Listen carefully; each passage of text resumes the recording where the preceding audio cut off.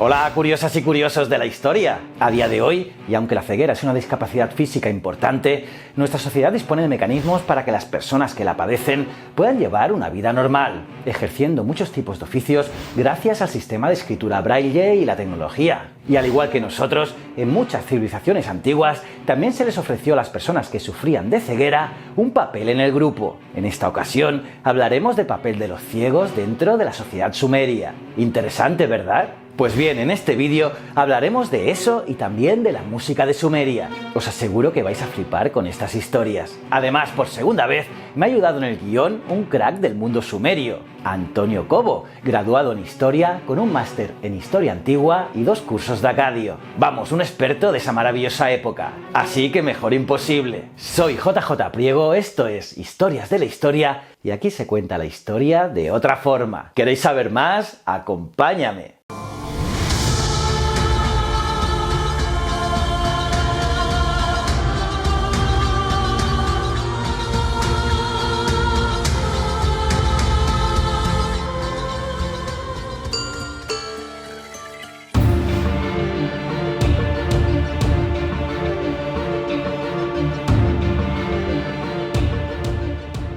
Debemos empezar primero hablando del mito sumerio de Nimá y Enki, el dios de la sabiduría.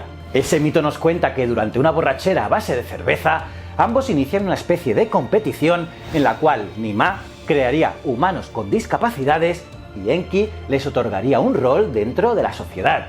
Sí, eran un poco cafres estos sumerios. Así como os digo, en esta historia de Enki y Nimá, ambos hacen una apuesta en la que Nimá reta a Enki a dar un destino favorable a los humanos imperfectos que ella creara.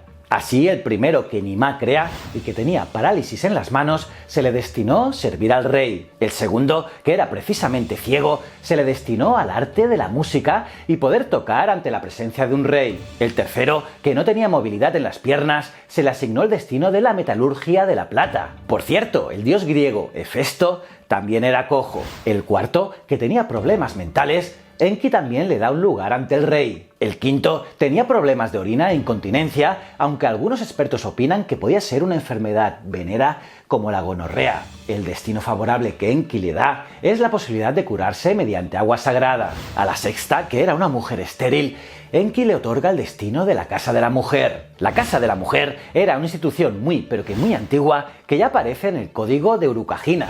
El séptimo, que no tenía ni pene ni vagina y que lo más aceptado era que fuera un eunuco, fue destinado por Enki también a servir al rey. Piensa curioso que en muchas civilizaciones los eunucos servían al rey, ya sea mediante el cargo de consejeros o también cuidando al harén. Finalmente, y cuando es el turno de Enki, este hace un humano tan imperfecto, un ser muy deforme, que Nimá no puede hacer nada por este, lo que haría que Enki ganara la competición. Por lo tanto, importante para este vídeo, el rol que Enki otorgó al hombre ciego fue el de músico. Y es que tenemos constancia escrita de personas ciegas desde el periodo presargónico o protodinástico entre los años 2700 y 2350 a.C. Un ejemplo llamativo lo tenemos en el Código de Leyes de Urukagina, entre el 2350 y el 2300 a.C.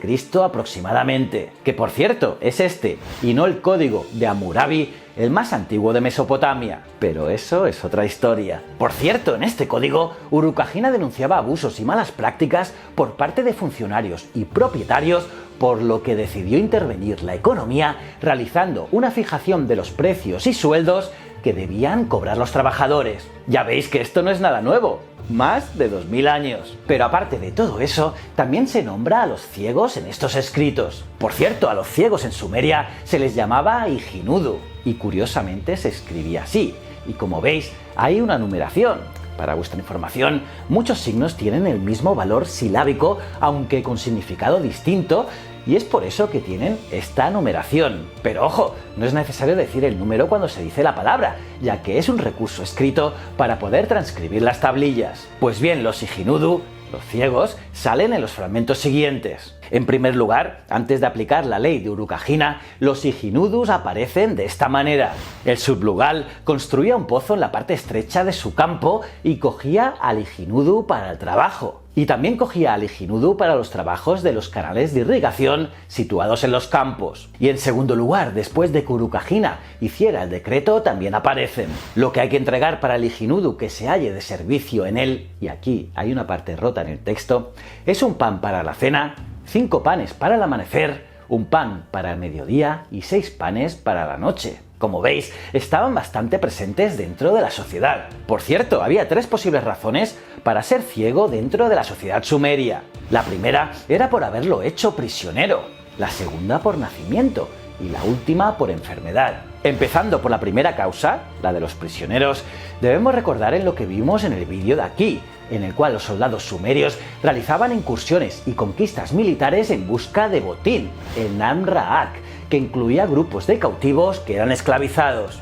Y muchos de estos cautivos eran cegados para evitar su fuga y tenerlos más controlados. En una inscripción real de Susuen de entre el año 2037 al 2029 a.C., que conmemora una conquista militar en Simanum, en las montañas de los Zagros, podemos leer los siguientes fragmentos concerniente a los derrotados. Él mató tanto a fuertes como a débiles. Él esparció las cabezas de los justos y los inocuos como semillas. Él apiló los cuerpos de la gente en pilas. Sus señores entronizados fueron capturados. Los grandes gobernadores de las ciudades que él derrumbó fueron tomados cautivos. Los hombres que evadieron la batalla y que como pájaros salvaron sus vidas huyendo en sus ciudades, no escaparon a su mano. Contra sus ciudades, él mismo gritó como el pájaro Anzu, que por cierto era una bestia mitológica sumeria. Él convirtió esas ciudades y pueblos en ruinas. Él destruyó sus muros. Él cegó a los hombres que no escaparon y fueron establecidos como sirvientes domésticos en los huertos del dios Enlil, la diosa Linlil y los grandes dioses. Y las mujeres de esas ciudades que no escaparon, él las ofreció como regalo a los talleres textiles del dios Enlil, la diosa Linlil y los grandes dioses. Como habéis visto en el texto, él cegó a los hombres que no escaparon. Además, estos esclavos pasaban a formar parte de la corona del Estado y eran empleados en labores que no requería de una gran formación, pero sí de un gran esfuerzo físico. Frecuentemente, estos esclavos trabajaban en los jardines o huertos sacando agua de los pozos. En las fuentes sumerias, estos trabajadores aparecen nombrados como Sia. Los prisioneros también podían ser empleados en el trabajo de molienda de grano, los llamados Luadlak, y los registros muestran que había esclavas ciegas, las Sia Geme, y también niños, los Dumu Nita Sia. Como dato curioso, podemos deciros que muchos de estos poceros eran Martu, amorreos, que como ya vimos en el vídeo de Murik Timnim, era un dolor de cabeza para los sumerios. Pero, por supuesto, también había mejores destinos para los ciegos. Así, tal y como vimos anteriormente en el mito de la creación, estos podían dedicarse a la música y otras actividades de entretenimiento público. Por supuesto, cabe aclarar que no era un requisito obligatorio ser ciego para ser un artista sumerio, pero sí que era muy común que los ciegos desempeñaran ese oficio. Y en primer lugar tenemos a los Nar, que podían ser tanto cantantes como músicos. Cada ciudad disponía de los suyos propios, y estos podían llegar a prosperar muchísimo. En una tablilla datada del año 48 del reinado de Sulgi, aparece un reparto de raciones para el personal de servicio entre los que se incluyen 15 nar, es decir, 15 cantantes o músicos. Y en otra tablilla nombran a un nargal, es decir, gran cantante o maestro. Y por supuesto también había mujeres desempeñando este papel,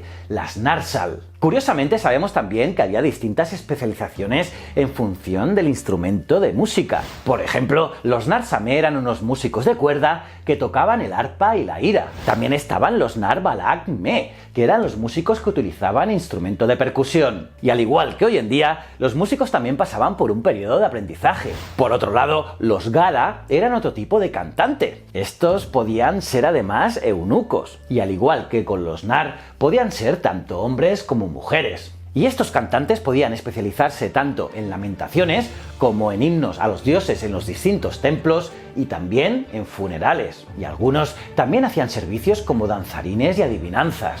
Dentro del mundo del arte debemos incluir a los encantadores de serpientes, los musla. La función de estos músicos podía ser tanto la de lanzar encantamientos y fórmulas mágicas para prevenir la muerte por mordedura de serpiente, o bien realizar espectáculos públicos, muy al estilo de un fakir. Por otra parte, los llamados udaku hacían la función de bufón o payaso que todos tenemos en mente. Estos realizaban espectáculos con osednos e instrumentos musicales. Sí, habéis escuchado bien, con osos. Y es que en el archivo de Dreem, que era un gran centro de distribución y del cual podemos hablar en otro vídeo, nos ha aportado documentos sobre cientos de animales salvajes, entre los que se incluyen 457 osos. Por último, solo decirte que los ciegos podían desempeñar la labor de bardo narrando historias y poemas. Y esto no es algo insólito, ya que otras civilizaciones hacían lo mismo. El ejemplo más claro, y de cual la mayoría de vosotros estáis pensando, es el poeta griego Homero, uno de los ciegos más famosos de la historia y al cual le debemos la Ilíada y la Odisea. Pero si eso lo contaremos en otro vídeo. ¿Cómo os habéis quedado, curiosas y curiosos? ¿Qué? Cómo molan las historias sumerias, ¿verdad? Me lo podéis poner en los comentarios, los leo todos. Y nada, aparte de darle like al vídeo, suscribíos y campanita, os recomiendo este vídeo de aquí, que es tremendo. Y si no eres suscriptor, dale rápido a este botón. Y estos dos botones son mis otros dos canales, tanto Ciencias de la Ciencia como Isipromos TV. Y recuerda, el conocimiento es un requisito esencial para la supervivencia. Muchísimas gracias.